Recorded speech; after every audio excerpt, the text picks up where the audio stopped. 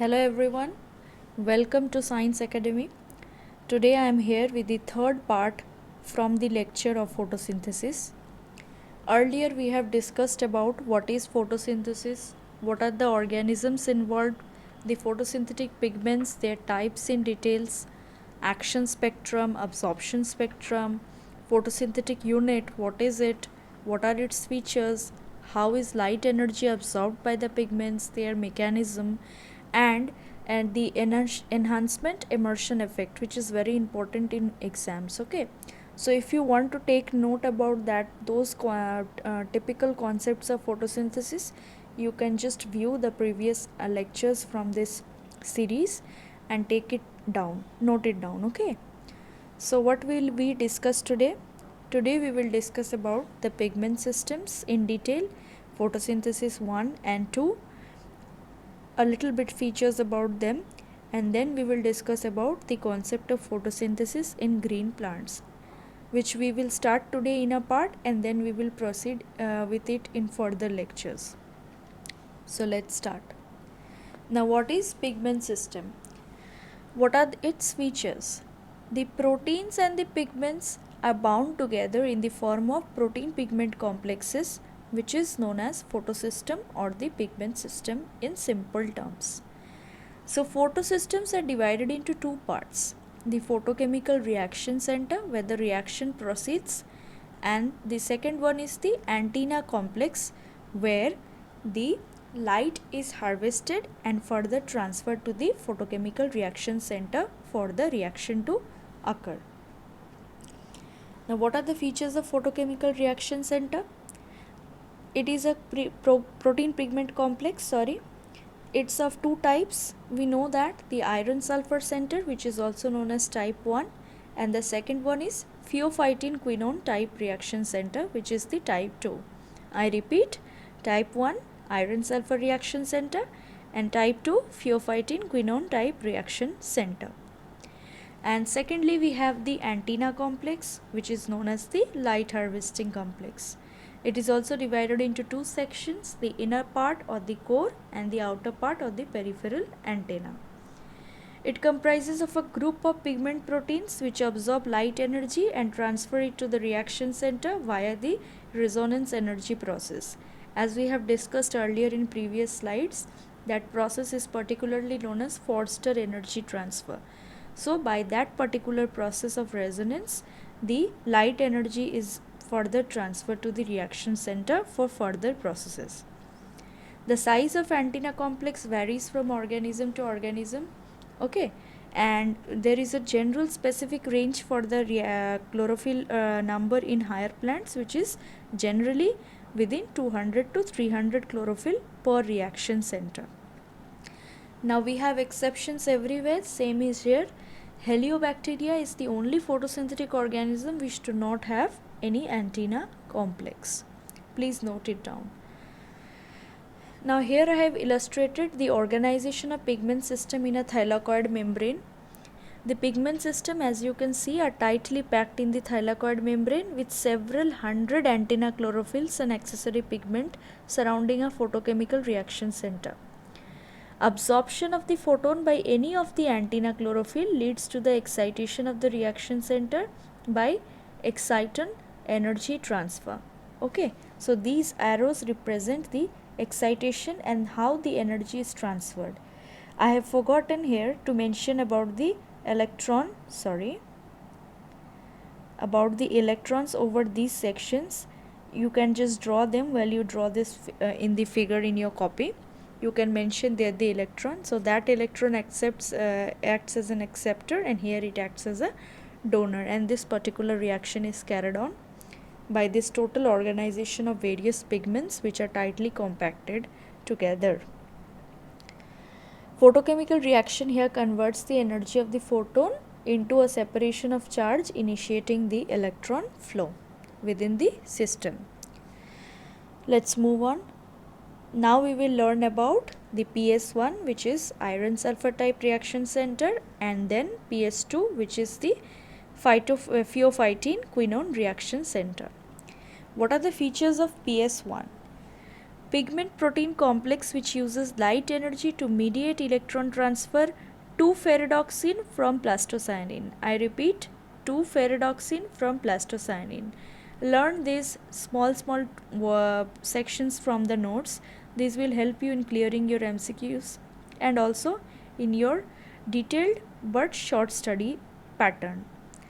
Has a iron sulfur type reaction center which is driven by the light of 700 nanometer. Specifically this wavelength is used, so this particular PS1 is also known as P700 as we have mentioned in the fourth point. See, PS1 is known as P700 because it effectively absorbs wavelength of 700 nanometer. It also contains a bunch of protein like chlorophyll A molecules, carotenoids, phylloquinones, the reaction centers. Okay. And we have additional proteins like PSA-A and PSA-B, which are two major polypeptides which are generally involved in heterodimer formation during the reaction taking place. PS1 is composed of a reaction center, core complex and the peripheral antenna complex together, which is known as the light harvesting complex 1. So in PS1 the light harvesting complex is termed as light harvesting complex 1, while in PS2 you will study it is known as light harvesting complex 2. PS2 also contains several proteins and cofactors. Okay, some of the proteins, see I have mentioned it in the third point, please jump to that. In higher plants the reaction center contains membrane proteins D1 and D2 which are about 39 kilodalton each, cytochrome B559 and other proteins along with chlorophyll A molecule, pheophytin, plastoquinones and other factors. Since here the maximum activity is shown as at P680, so PS2 is also known as P680 nanometer. Okay, P680. The reaction center is combined with light harvesting antenna complexes. Those are core antenna and peripheral antenna. And what are their names? CP47 and CP43. Please note. Core antenna remains close to the reaction center for the reaction process to happen. If there shall be too much of distance, it would have been difficult for the resonance energy transfer to operate. And peripheral antenna also includes chlorophyll A or B binding proteins, and together those complexes are known as light harvesting complex 2, which approximately weigh 25 kilodalton each. Now to note, P680 and P700 are definitely approximately identical to each other as they are chlorophyll A molecules only, but there is a slight difference in the way of light absorbing which is observed through different experiments, and therefore through that we have sorted out the differences between P680 and P700 molecules. Now let's move forward. Their distribution. Now as we know, PS2 is located predominantly in the appressed membranes of grana thylakoid. Now what do you understand by the appressed membranes? Appressed membranes of the grana thylakoids whose surface is in contact with other membranes. Do you understand? The membranes which are in contact with other membranes, or in other words they are pressed between other membranes. The membranes which are inside are known as appressed.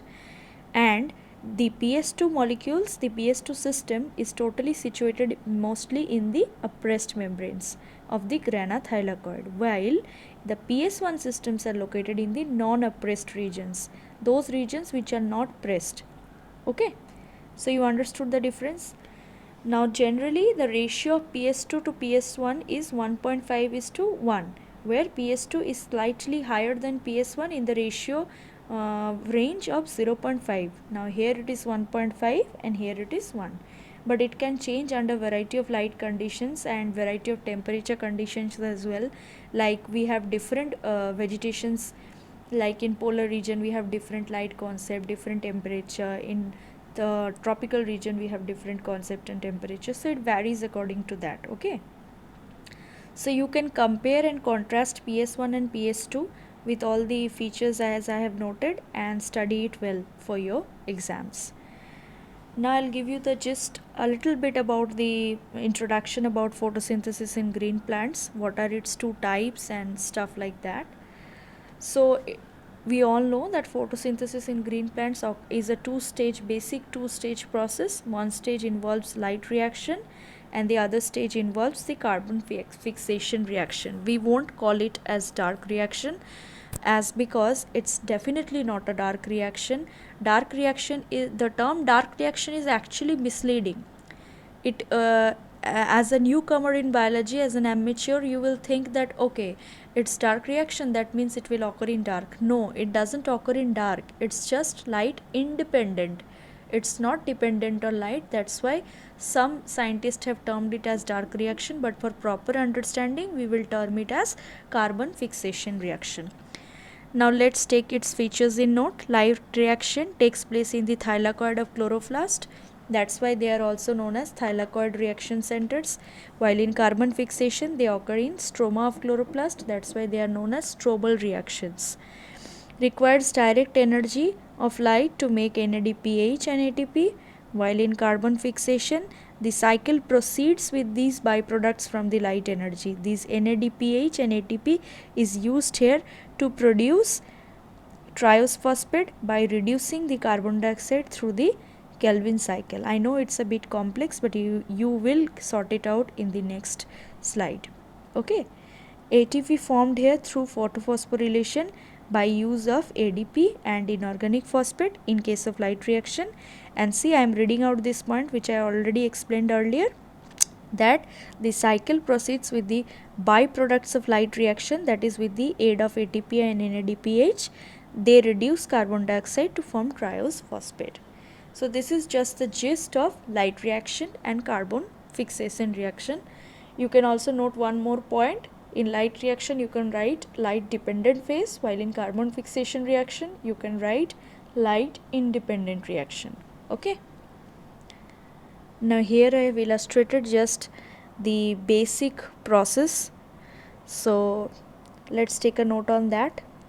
The chemical reactions in which water is oxidized to oxygen, NADP plus is reduced, like all the miscellaneous reactions which occur in the random.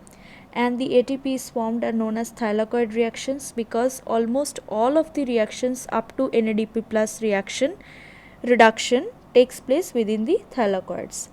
Since they are directly light driven, so they are also known as light reactions, as I have already told you. The carbon fixation and the reduction process occurs in the stroma, so these are also known as stromal reactions, since they occur in the aqueous region of the chloroplast, which is the stroma. By convention, or the misleading term which is given was known as dark reaction, but here we will strictly follow only one term, which is carbon fixation reaction.